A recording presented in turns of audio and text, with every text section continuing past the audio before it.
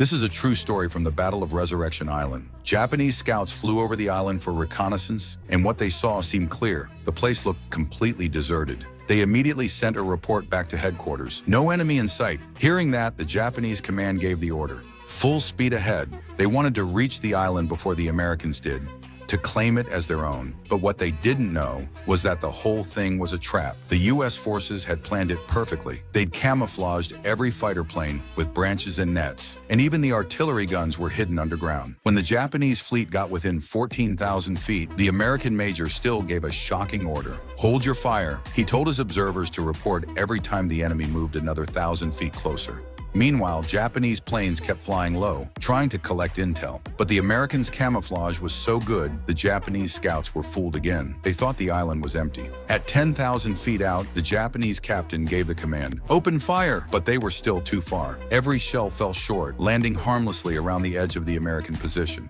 After the first barrage, the Japanese fleet moved in closer, 8,000 feet now, and began their second round of shelling. This time, the blast shook the American trenches. The U.S. soldiers started to panic. They couldn't understand why the major still refused to fire back. Some even thought, is he surrendering? Now the enemy was only 6,000 feet away.